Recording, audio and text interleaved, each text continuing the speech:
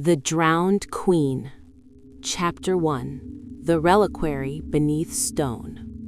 The monastery had been dying for 700 years. Dr. Helena Voss understood this intellectually as she descended the rain-slicked steps into the foundation excavation, her headlamp carving pale wounds through the darkness. The brothers of St. Ephrem had abandoned this place in 1347, fleeing something the fragmentary records called only the Speaking Darkness. The Black Death had followed them down from the mountains, and within a decade, every monk who had lived within these walls was dead. Their order had never recovered. Their monastery had become a rumor, then a legend, then nothing at all. Just tumbled stones on a Carpathian ridge where the locals refused to graze their sheep. She should have wondered why. The October wind carried the smell of wet stone and something older, something that reminded her of the back rooms of natural history museums where specimens floated in clouded formaldehyde.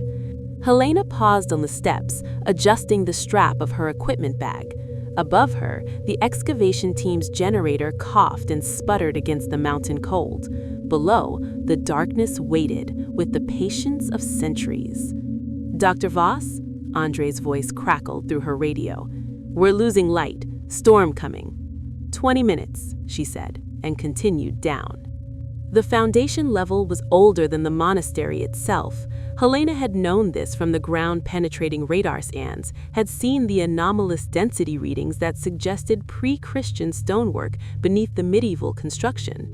What the scans hadn't shown was the craftsmanship, the precision of the fitted blocks, the geometric patterns carved into the threshold stones.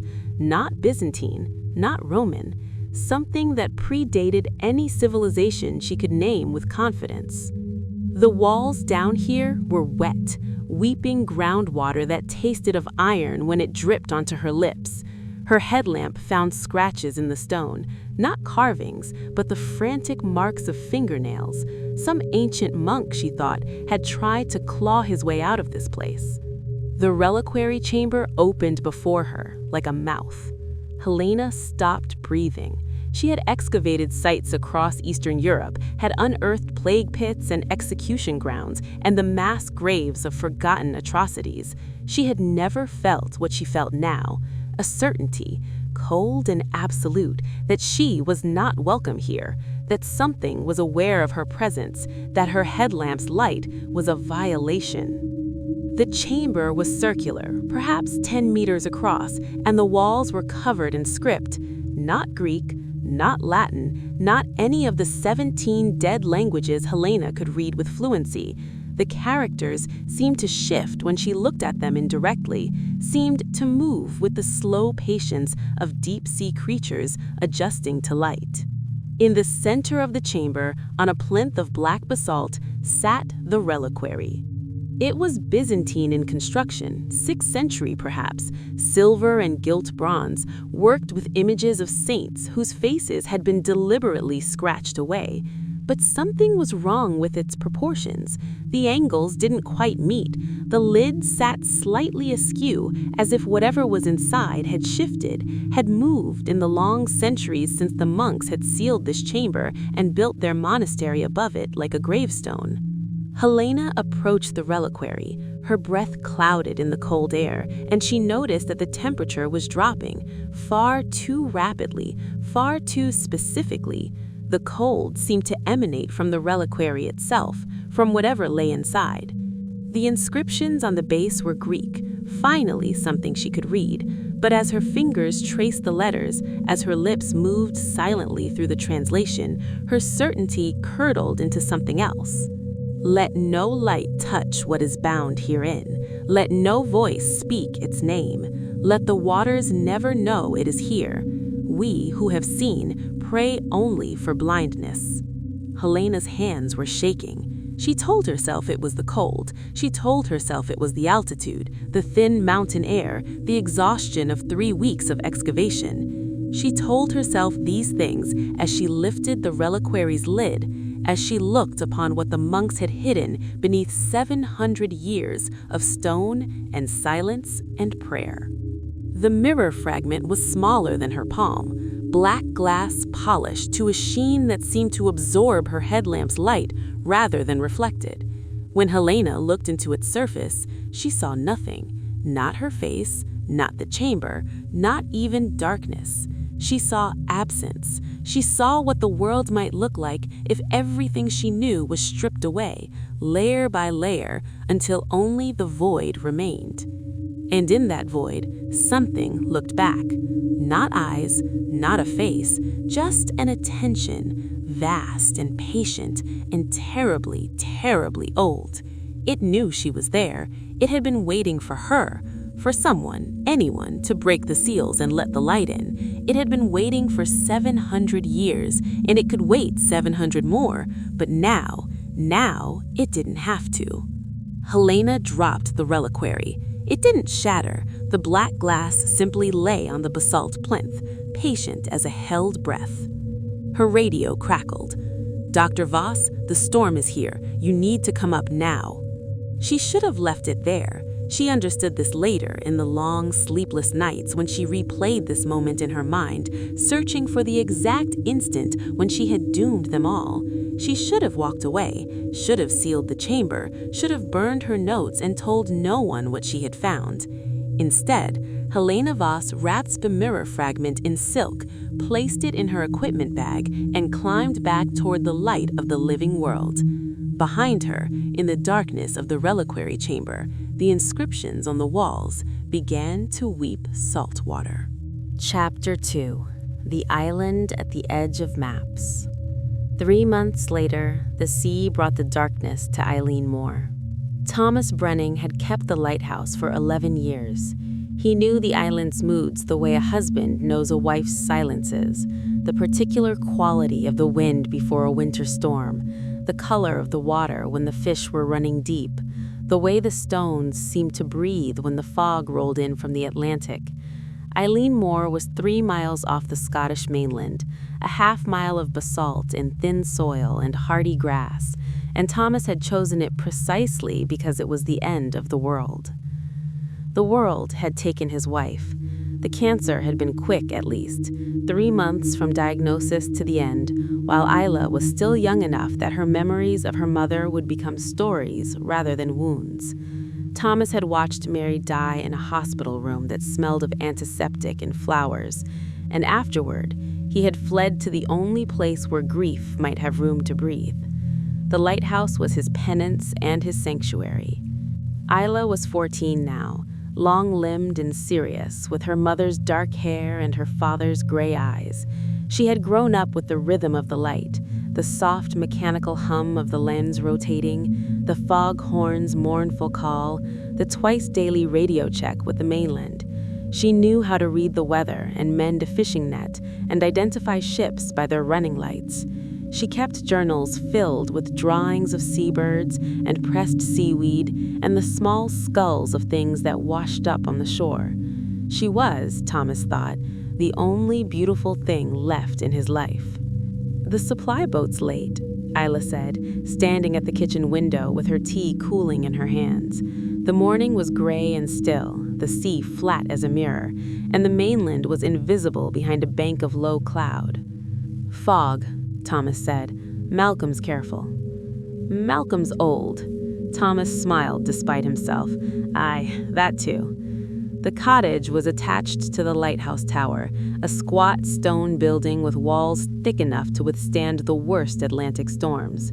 Thomas had made it comfortable over the years, books lining every available surface, a wood stove that kept the damp at bay, Isla's drawings pinned to the kitchen walls. It was a good life, he told himself, a quiet life. If he sometimes woke in the night to the sound of Mary's voice, if he sometimes saw her standing at the cliff's edge in the morning fog, that was simply the price of love. The dead never truly leave us. They just learn to be still. The lighthouse arrived at noon, emerging from the fog like a ghost ship. Malcolm Craig was 73 and had been making this run since before Thomas was born. He knew these waters the way Thomas knew the lighthouse, intimately, respectfully, with a healthy fear of what they could do. "Package for you," Malcolm said as Thomas helped him unload the crates. Came through the university in Edinburgh, addressed to you specifically." Thomas frowned. He received no packages. His family was dead or distant, and he had no friends beyond the occasional radio conversation with other lighthouse keepers scattered along the coast. Must be a mistake. No mistake. Malcolm handed him a small wooden box, surprisingly heavy for its size. Said it was fragile. Historical significance, they said. The return address was from the University of Edinburgh, Department of Archaeology. The name beneath it, Dr. Helena Voss, meant nothing to Thomas. He started to set the box aside, intending to deal with it later, but something stopped him. Something about the weight of it, the way it seemed to pull at his hands, the way the fog seemed to thicken around the dock the moment Malcolm had passed it to him. "Everything all right?" Malcolm asked. "Fine," Thomas said, and the word tasted like a lie. That evening, while Isla worked on her journal at the kitchen table, Thomas opened the box in his small office at the base of the lighthouse tower. Inside, cushioned in straw, was a fragment of black glass and a letter typed on university stationery. "Dear Mr. Brennan, I am sending you this artifact for safekeeping. I cannot explain in writing. I know how this must sound, but it must be kept away from the sea. I believed, when I chose your lighthouse, that an island might be far enough. I was wrong. Please, whatever you do not let it touch salt water. Do not look into it for longer than a moment, and if you hear whispering, if you hear a voice that sounds like waves, do not answer. I will come to retrieve it as soon as I can. Until then, guard it with your life. You must understand, it knows you're there now. I'm sorry. Dr. Helena Voss." Thomas read the letter twice. Then he looked at the black glass, at the way his reflection didn't appear in its surface, at the way the lamplight seemed to bend around it rather than illuminate it. He should have thrown it into the sea that night. Instead, he locked it in his desk drawer where Isla found it 3 days later. Chapter 3. The Black Glass. The dreams began before she touched it. Isla woke in the cold hours before dawn, her blanket soaked with sweat that tasted of salt, and in the fading echo of sleep, she heard a voice. Not words exactly, just the rhythm of speech, the cadence of something trying very hard to be understood. It sounded like waves breaking on stone. It sounded like her mother's voice, but wrong somehow. Too wet, too deep. She told herself it was nothing. The island played tricks on the mind, especially in winter when the storms came and the fog pressed against the windows like something trying to get in. She was 14, and she had read enough books to know that adolescence did strange things to the brain. Hormones, isolation, the particular loneliness of being the only child on an island where the dead outnumbered the living by centuries. But the voice didn't stop. She found the box on the 3rd day while her father was up in the lamp room checking the mechanism. Thomas had always been careless with locks.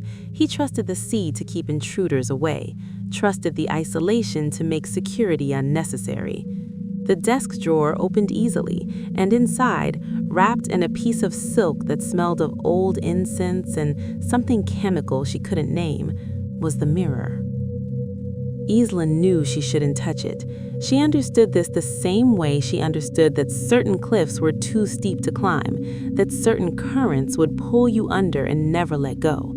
The knowledge was instinctive, physical, a tightening in her chest that should have made her close the drawer and walk away. Instead, she picked it up. The black glass was cold, colder than it should have been, colder than the air in the office, colder than anything she had ever touched. It burned her fingers with its chill, and she should have dropped it, but she didn't, because she was looking into its surface, and what she saw there held her frozen. Not her reflection, not at first, just darkness, absolute and complete, the kind of darkness that existed before light was invented. But then, the darkness moved, and Isla realized it wasn't darkness at all. It was water. Deep water, the kind of water where the sun never reached, where things lived that had never learned to fear the light because they had never seen it. And in that water, something was rising.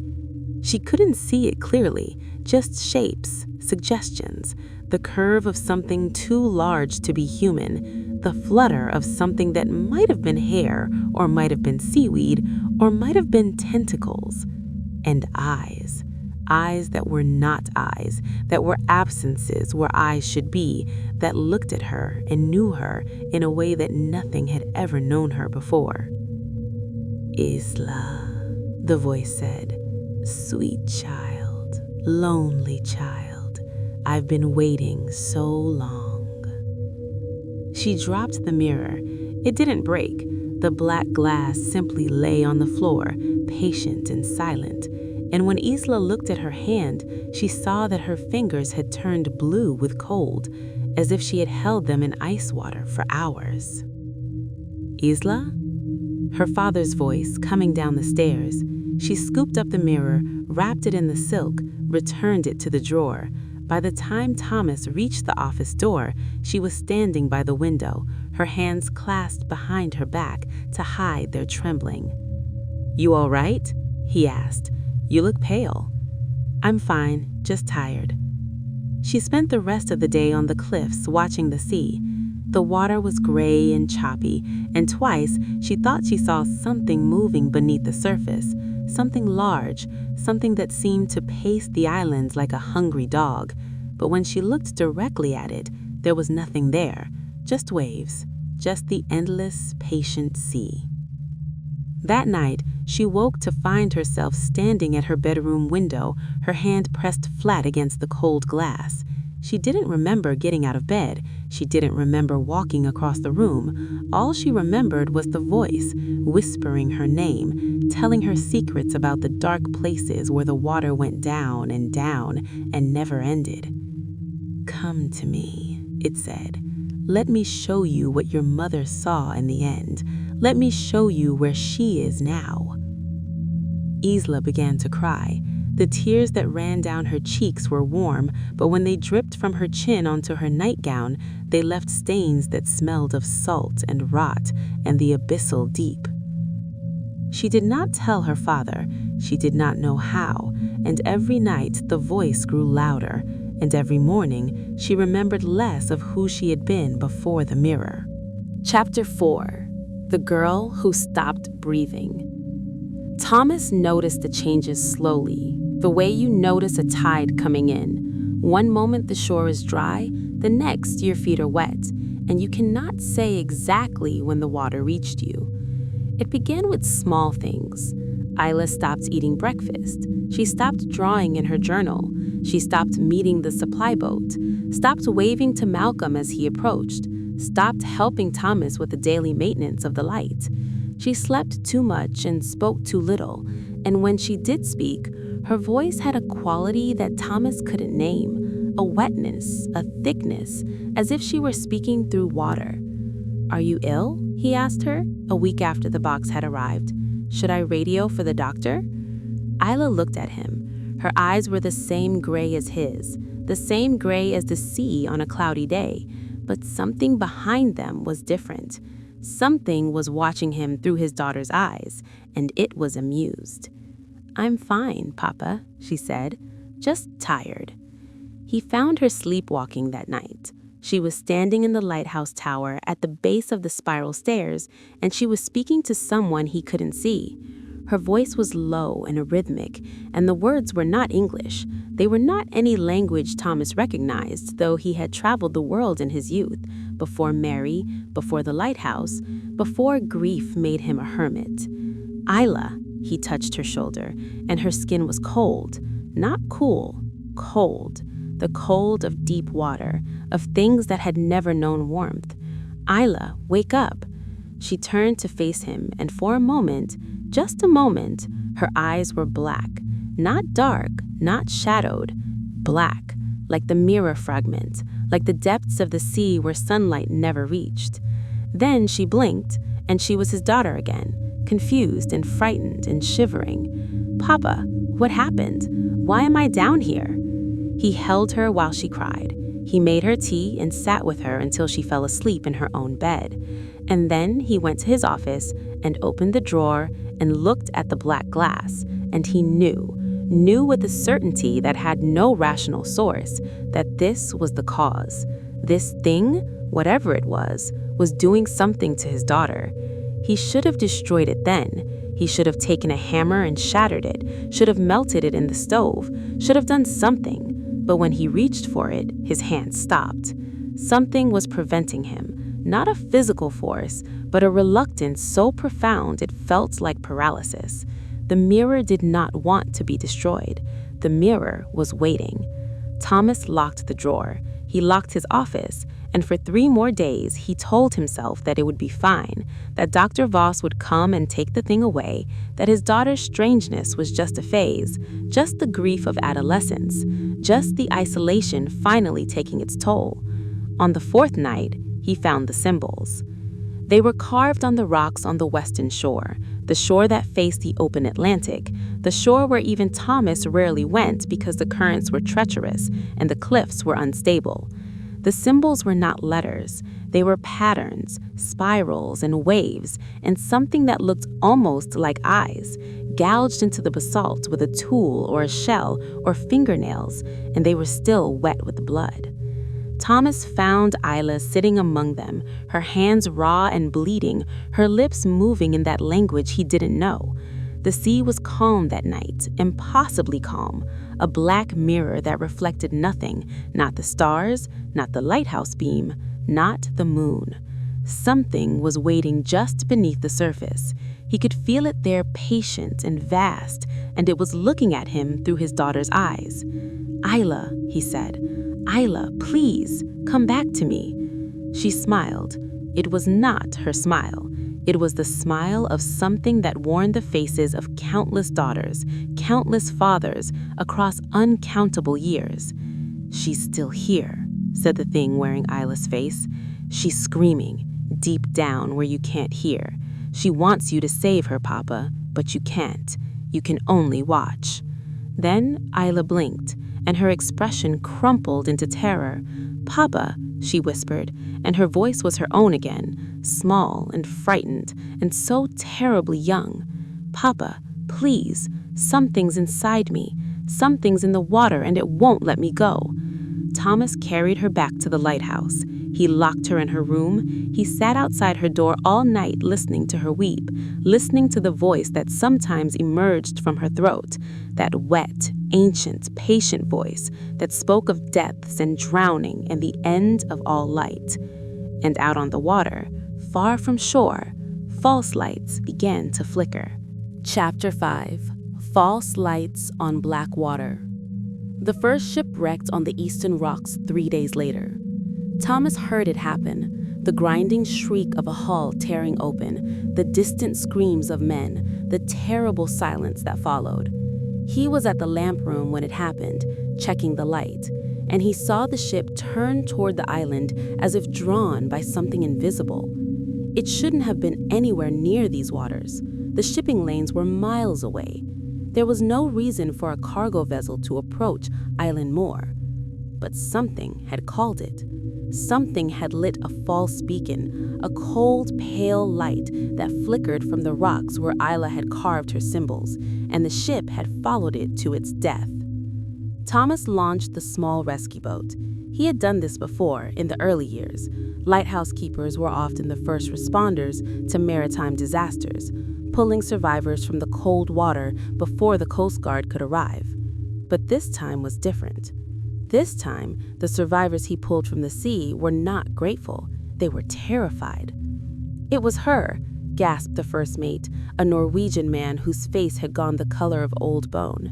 "A woman in the water. She was singing. She was beautiful. We followed her voice, and then—" He shuddered, seawater streaming from his clothes. She wasn't a woman. She had no face, just hunger, just teeth. Thomas saved 7 men from the wreck. 3 more were never found, their bodies pulled down into depths that should not exist so close to shore. The Coast Guard came the next morning, took statements, promised an investigation. They looked at the rocks where the false light had appeared and found nothing. No lantern, no source, nothing that could explain how a light had burned in a place where no light should be. Isla did not leave her room during any of this. When Thomas finally unlocked her door, he found her sitting on her bed, hands folded in her lap, eyes fixed on something he couldn't see. "You heard it, didn't you?" Her voice was calm, too calm, the calm of someone who had stopped fighting. "You heard them die. That's what she does, Papa. She sings them home." "Who?" Thomas demanded.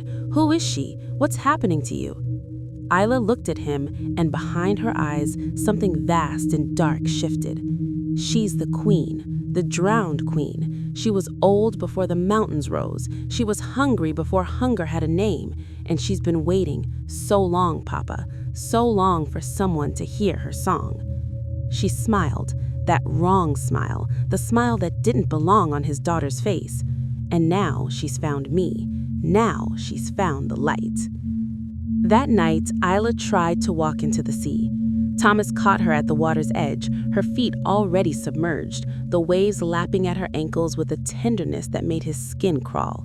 He dragged her back, and she fought him, not like a child, but like something with the strength of the ocean itself. Her nails raked his face, her teeth snapped at his throat, and all the while she screamed in that language he didn't know, words that sounded like the grinding of stone and the crash of waves and the eternal patience of the deep. He carried her to the lamp room and locked her inside. It was the only room with no windows, no way to reach the sea. She beat against the door for hours, screaming and weeping and whispering promises of what the water would show him if he just let her go. And out on the horizon, Thomas saw it. Lights where no lights should be, flickering in patterns that hurt his eyes, calling to ships that sailed unknowing toward their doom. He radioed the Coast Guard. He radioed the mainland. He told them there was a danger in these waters, something that was luring ships to destruction. And they listened politely and promised to investigate, and did not believe a word. Thomas stood at the lamp room door, listening to his daughter's voice grow less human with every passing hour. And he understood at last that he was alone. No one was coming to save them. Whatever was happening on this island, whatever had awakened when Helena Voss opened that ancient box, it was his to face, his to stop, his to die stopping, if that's what it took. He had already lost his wife to forces beyond his control. He would not lose his daughter, too. Chapter 6. The Drowned Queen. Dr. Helena Voss arrived on the island 12 days after the first shipwreck. She came on a private charter, the only boat willing to approach Eilean Mòr after the Coast Guard had issued a navigation warning for the surrounding waters. 3 more ships had wrecked since the first: a fishing trawler, a yacht, a container ship that should have been half a world away. The survivors all told the same story: a light where no light should be, a voice that sang of homecoming and rest, and then the rocks, rising from the water like teeth. Helena looked older than Thomas had imagined from her letter. There were shadows beneath her eyes, and her hands trembled when she stepped onto the dock. She was accompanied by a man in clerical black, middle-aged, weathered, with the calm demeanor of someone who had seen things that would break a lesser soul. "Father Callum Reed," the priest said, shaking Thomas's hand. "I understand you've been having trouble." Thomas laughed, though there was no humor in it. "Trouble. My daughter is locked in the lamp room, speaking languages that died before Christ was born. Ships are wrecking themselves on my shore, and something is out there in the water waiting for—" He broke off, running his hands through his hair. "I don't know what it's waiting for." "For the light," Helena said. Her voice was flat, exhausted, the voice of someone who had stopped being surprised by horror. "It's been waiting for the light all along. That's why I sent the artifact here. I thought the isolation would contain it. I thought keeping it away from large bodies of water would starve it. I was wrong." She looked out at the sea, at the gray waves that lapped against the rocks with that terrible patience. The drowned queen doesn't need a large body of water. She is the water. Every ocean, every sea, every drop of rain that falls from the sky, she's there, waiting. She's been waiting since before humanity learned to build boats, and now she has something she hasn't had in 700 years. What? A beacon. Helena met his eyes, and he saw the guilt there, the crushing weight of what she had done. Your daughter, Mr. Brennan. She's not being possessed, she's being used. The entity doesn't want her body, it wants her light. The fragments of the mirror, it's a piece of something much larger, something that was shattered millennia ago to prevent exactly this. And now it's found a source of light powerful enough to call ships from across the world. Thomas felt his legs go weak. The lighthouse. The lighthouse, Helena confirms. The queen can't leave the water. She can't hunt on land, but she can call and she can sing and she can guide the ships to destruction. Your daughter is her voice. Your light is her lure. Father Reed stepped forward. We may be able to sever the connection. The rites I know are old, older than the church if I'm being honest, and they've worked before on lesser entities. But I won't lie to you, Mr. Brennan. This is not a demon as theology understands it. This is something else. Something that existed before good and evil were concepts. I don't know if it can be cast out. But you'll try. Yes, Father Reed's voice was steady. I'll try, and if I fail, I've made my peace with that. They climbed to the lamp room. Thomas unlocked the door with hands that wouldn't stop shaking, and the smell that rolled out was wrong. Salt and rot and the deep places of the ocean, the places where pressure crushed everything flat, and the only life was pale and blind and hungry. Isla sat in the center of the room, beneath the great lens of the light. She was levitating. Not high, just inches from the floor, but her feet dangled in the air, and her hair floated around her head like she was submerged in water. Her skin had turned pale, almost translucent, and when she opened her eyes, they were the black of the deepest ocean. Father Reed, I remember you. I remember your grandmother who threw herself from the cliffs of Inishmore. I remember your mother who drowned in her bathtub on a night with no moon. The water remembers all of you. The water will take all of you in the end. Father Reed crossed himself.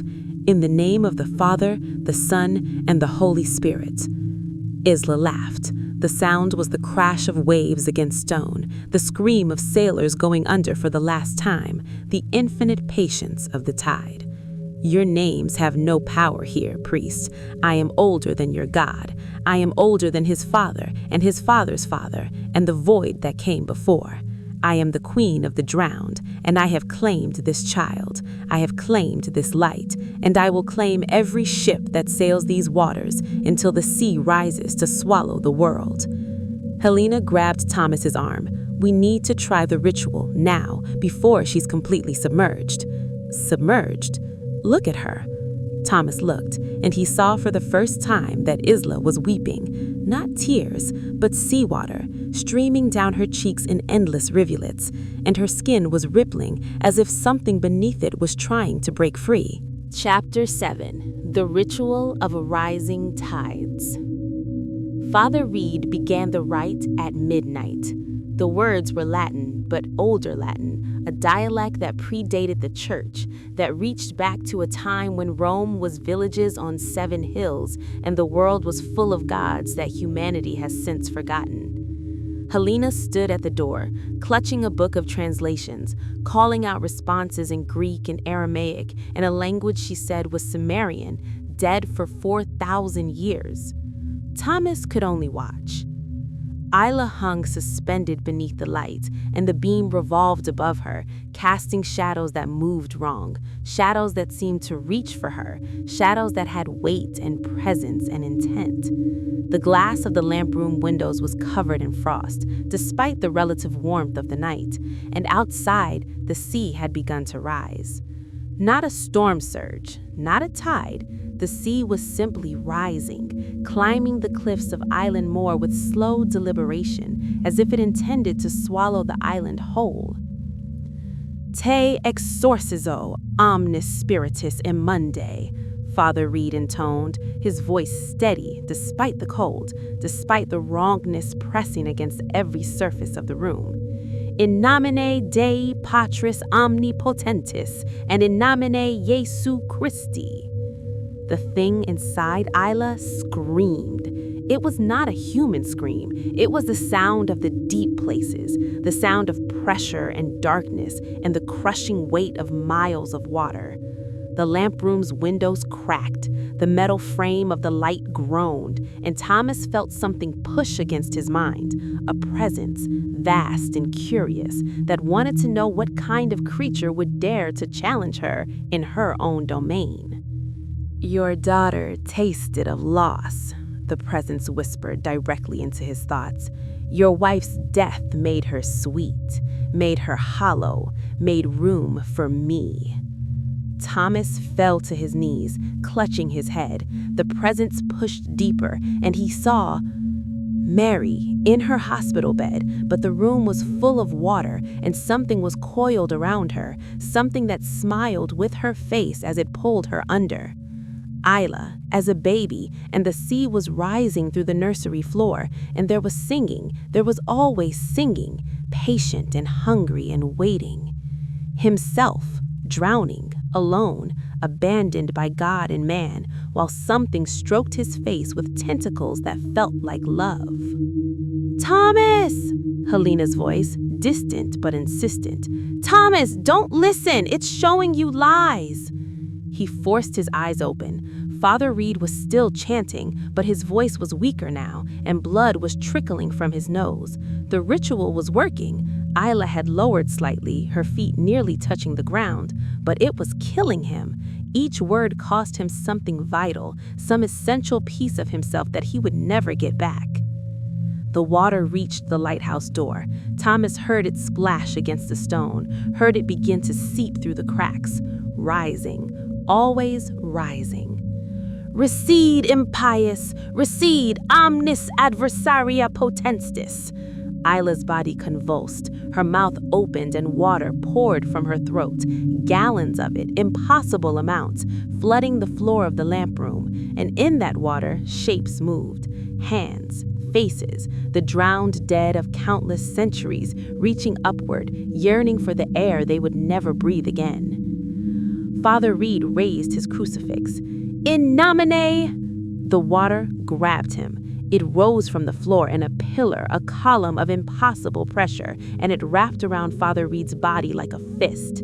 Thomas saw the priest's eyes go wide, saw his mouth open in a silent scream, and then the water squeezed, and there was a sound like breaking wood, and Father Reed was gone, pulled down into the flood that covered the floor, vanishing beneath the surface without a trace. The ritual stopped. The pressure in the room eased just slightly, and in the silence, Thomas heard Isla laughing. "He tasted of faith," said the drowned queen through her daughter's lips. "So rare these days, so sweet." Helena was screaming something, scrambling for the book, trying to continue the rite, but the words were wrong in her mouth. She didn't have the gift, didn't have whatever Father Reed had possessed that made the old language work. The water continued to rise. It was at Thomas's waist now, cold beyond cold, and he felt the hands of the drowned grabbing at his legs, trying to pull him under. And Isla was dissolving. Her skin had become translucent, luminous, and beneath it Thomas could see not bone and blood, but water, salt water, churning and dark, the same water that was filling the room. She was becoming the sea. She was becoming the queen. And once the transformation was complete, there would be no Isla left to save. "No," Thomas whispered, and then louder, "No!" He didn't know what he was doing. He had no ritual, no ancient knowledge, no power beyond the love of a father for his daughter.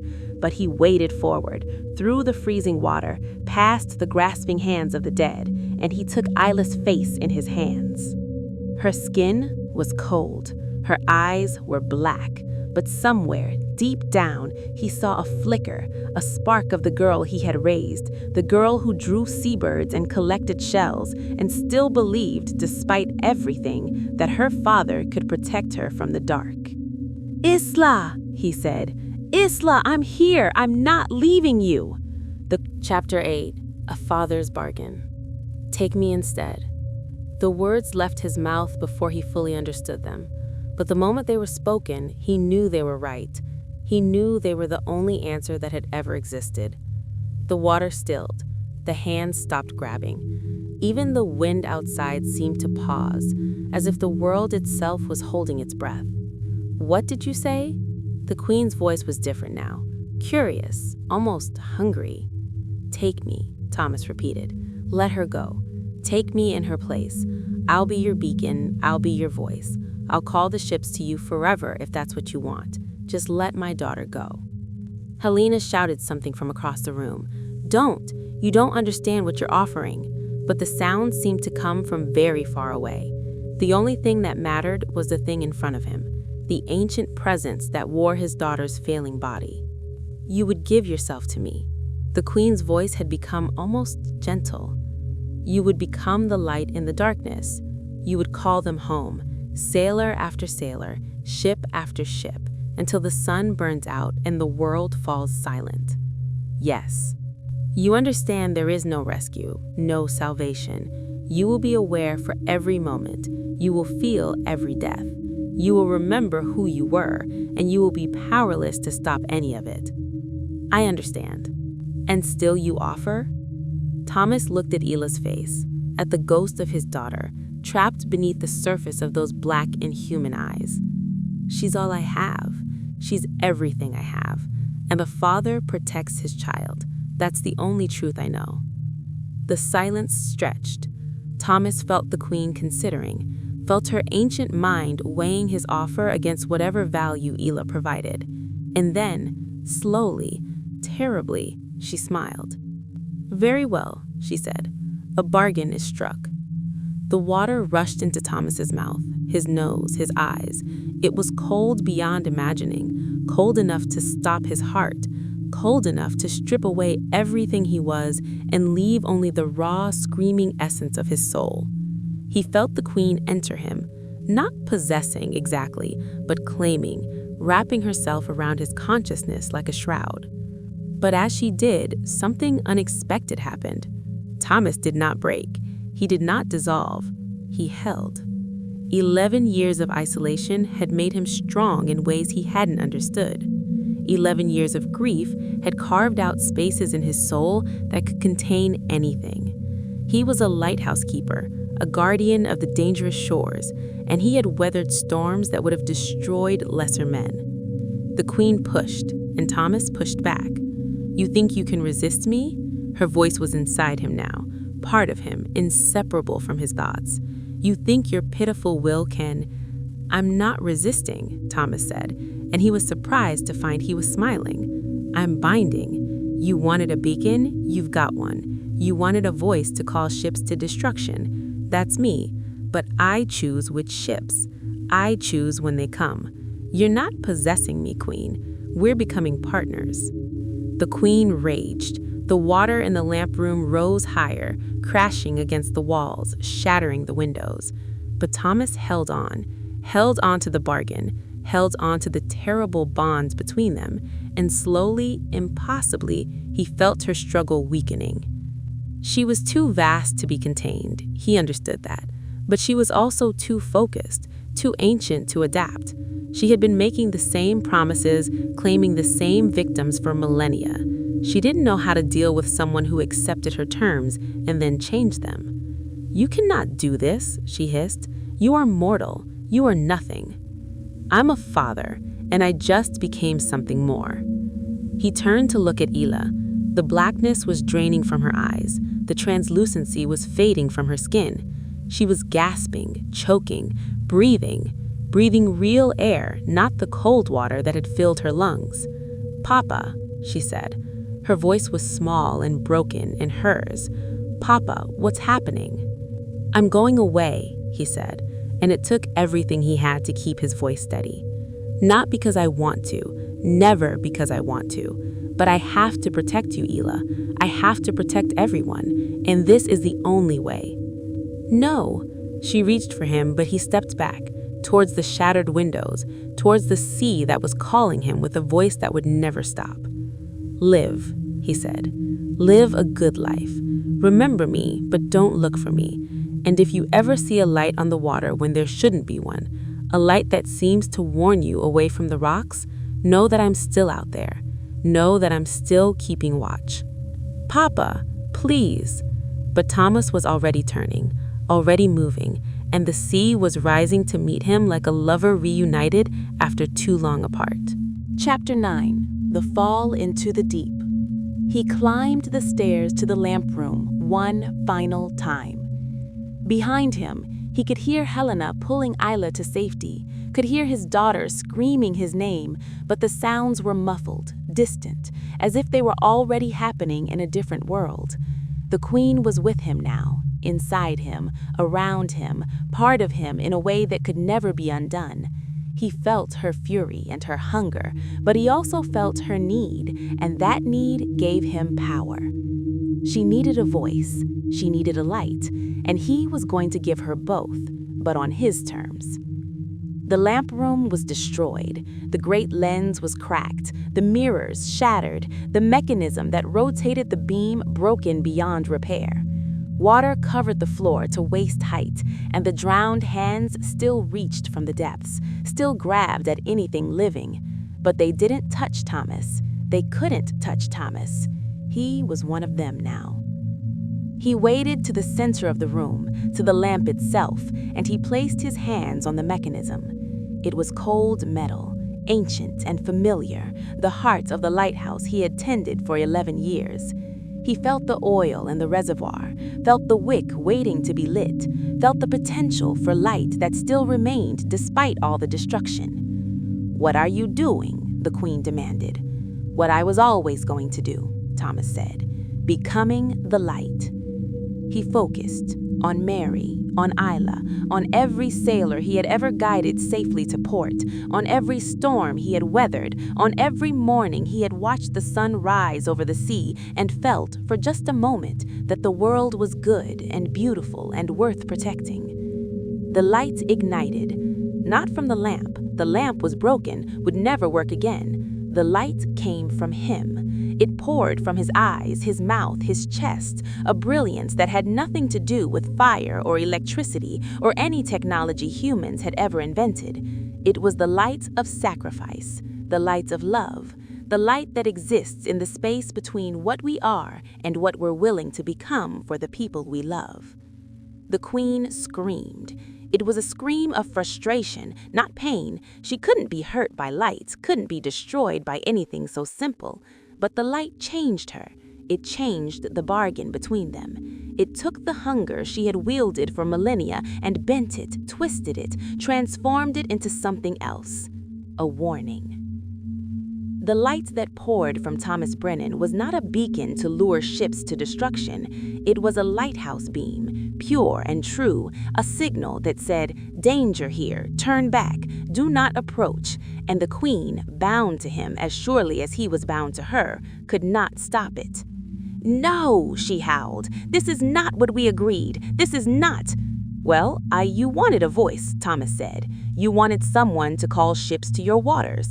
Well, I'm calling them. I'm calling them to stay away. I'm telling every sailor who can see my light that these waters are death, and you can't stop me.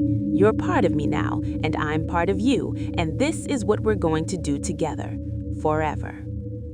The light was too bright. It was burning him away, consuming everything that was human, replacing it with something else, something that was neither alive nor dead, something that would endure as long as the sea itself. Thomas looked at his hands.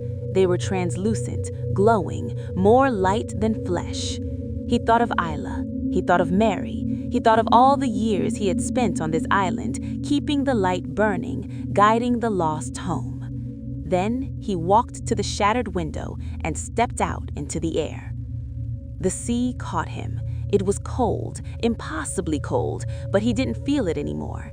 He was falling, sinking, becoming one with the water that had claimed so many before him. But he wasn't drowning. He wasn't dying. He was binding. The Queen raged and thrashed, but she couldn't break free.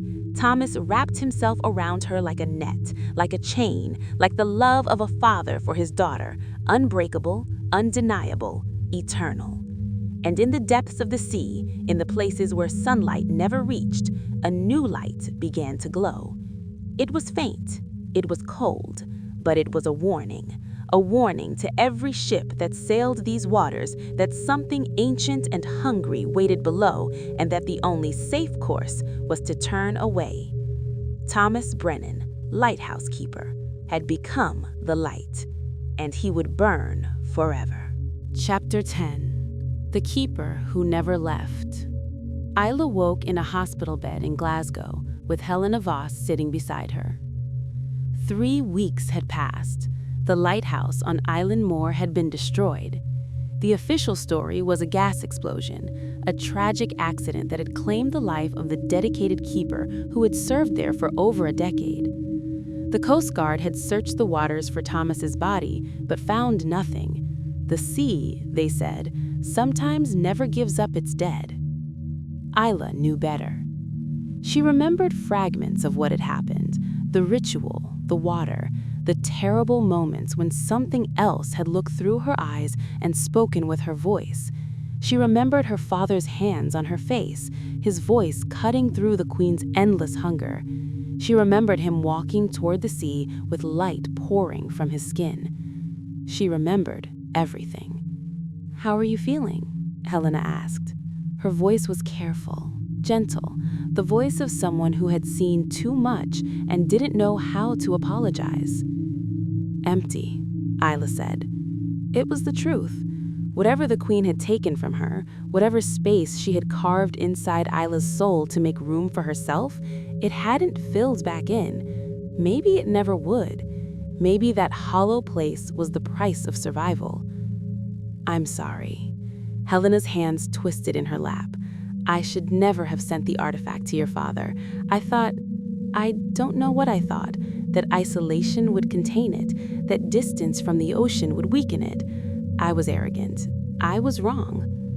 Isla looked at her. "Is it over?" Helena was quiet for a long moment. "No," she finally said. "It's never over. The queen is still out there. She always will be. But she's bound now. Your father," she paused, searching for words. "He did something that shouldn't have been possible. He made himself part of her, but he didn't let her control him. He became the light that warns ships away instead of calling them in. Every lighthouse keeper who ever lived would be proud of him." "He's still out there?" It wasn't a question. "Yes, somewhere. Not alive, not dead. Something else. Something that will endure as long as the sea does." Isla closed her eyes. She could feel him, she realized, faintly, distantly, like the warmth of a fire in another room. Her father was still with her, still watching, still keeping his light burning in the darkness. She started to cry, not from grief exactly, though grief was part of it, but from something more complicated, something that felt almost like peace. 5 years later, Isla Brennan returned to the Hebrides. She had finished school, gone to university, studied marine biology because it felt like a way to understand the thing that had tried to take her. She had dated, briefly, and found she couldn't explain the spaces inside her to anyone who hadn't been there. She had nightmares, sometimes, but they were getting rarer. She was learning to live with the hollow places. The lighthouse on Eilean Mòr had been rebuilt. Not the original structure, that was beyond repair, but a new tower, smaller and automatic, with a solar-powered light that required no keeper. The government decided the island was too dangerous for habitation. Warning buoys surrounded it, and ships were told to give it a wide berth. But Isla went anyway. She hired a boat to take her out, despite the captain's protests.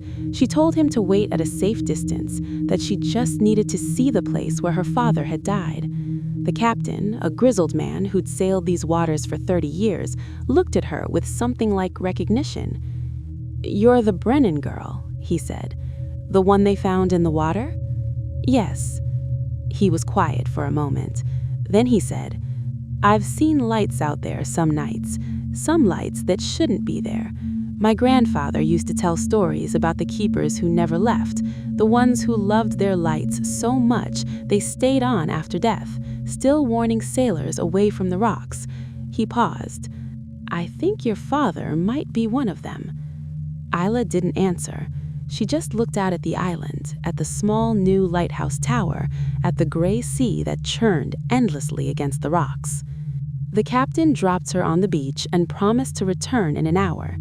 Isla climbed the cliffs alone, past the rocks where she had carved symbols she no longer remembered, to the place where the old lighthouse had stood.